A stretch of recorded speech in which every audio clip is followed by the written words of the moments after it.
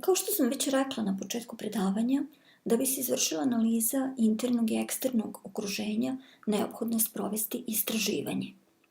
Sva istraživanja dele se na primarna i sekundarna istraživanja. Primarno istraživanje, to je ono istraživanje koje mi sprovodimo, primenjujući metode ankete, intervjua, posmatranja ili online analize. Anketa se može sprovesti anketiranjem lice u lice, telefonom ili elektronskim putem. Prilikom anketiranja elektronskim putem najpopularniji alat je SurveyMonkey, koji obezbeđuje lako kreiranje upitnika koji se posle može postaviti na web strani ili poslati mailom. Osim mogućnosti prikupljanja podataka, postoji mogućnosti njihove analize. Kada govorimo o online analizi ili web analitici, najpoznatiji alat predstavlja Google Analytics, koji je besplatan i koristi se za analizu podataka web sajta. Takođe postoji i varijanta Google Analyticsa koji se plaća, koja sadrži dodatne opcije, ali vama je za rad sasvim dovoljna ova besplatna varijanta. Sva primarna istraživanja možemo da podelimo na kvalitativna, kvantitativna i eksperimentalna. Kvalitativna istraživanja to su istraživanja kojima se otkriva ponašanje i motivacija. Kvantitativno istraživanje se bazira na uzorku i na adekvatno izabranim i postavljenim pitanjima.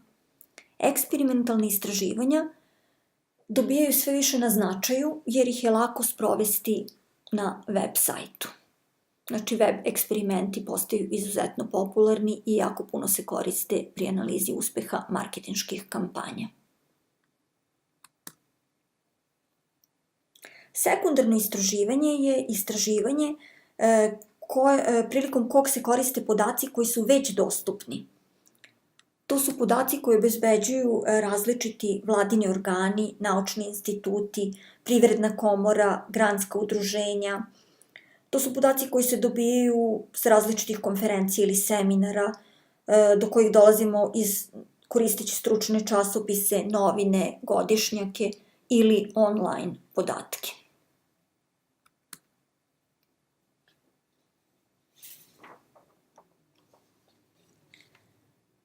Da bi istraživanje bilo uspešno i da bi njime dobili odgovarajuće rezultate, neophodno je da kombinujemo primarno i sekundarno istraživanje i da se trudimo da izbegnemo greške koje se dobijaju kada se anketiraju samo poznati ljudi, kada koristimo recimo samo web izvore podataka ili kada primenjujemo samo sekundarno istraživanje.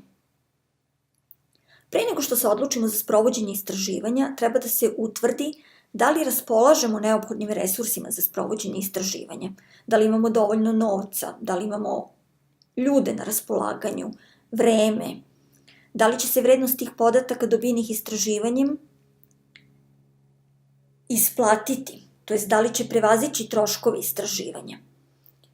Takođe treba da znamo i da li će se rezultati istraživanja koristiti u daljem radu, jer besmisleno je sprovesti istraživanje ukoliko rezultate tog istraživanja niko posle neće koristiti.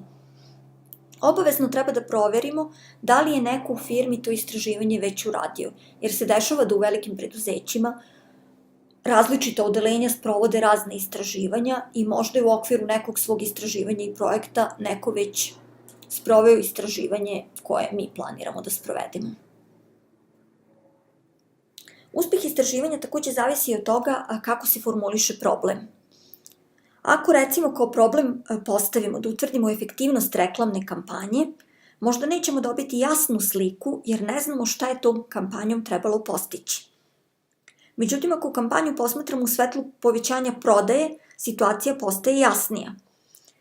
Neophodno je da poslovni problem prevedemo u istraživački problem, jer poslovni problem govori šta marketingom treba da se postigne, a istraživački kako da se to postigne, koja znanja su nam neophodna da bi ostvarili poslovni cilj.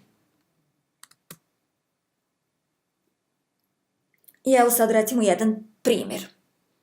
Imamo problem da utvrdimo efektivnost reklamne kampanje. Poslovni problem glasi povećati prodaju sa umanjenim budžetom i taj poslovni problem treba da prevedemo u istraživački. Istraživački problem bi bio utvrditi razloge koji sprečavaju rast prodaje. Da bi to uradili, neophodno je da kreiramo hipoteze o uzrocima pada prodaje i te hipoteze treba da testiramo.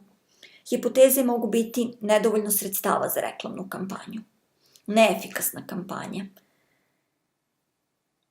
nezadovoljstvo kvalitetom proizvoda, pojava novog konkurenta na tržištu.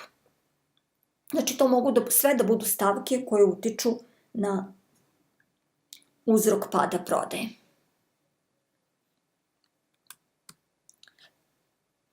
Postoje naravno pitanja koje u toku istraživanja moramo da postavimo. To su, da li postoji tražnja za proizvodom uslugom? Koja je veličina tržišta, to jest koliko je tržište veliko? Ko su potencijalni potrošači? Koje su želje tih potrošača?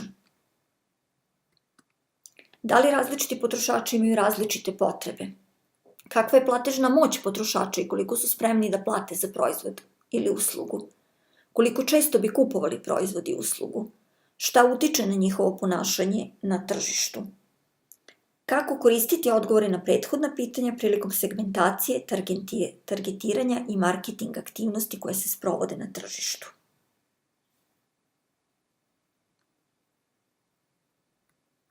Ovo je bilo sve što se tiče predavanja o situacionoj analizi. Ja sam Dragana Jovančević, digital marketing i brand konsultant. Hvala vam na pažnji i vidimo se na sledećem predavanju.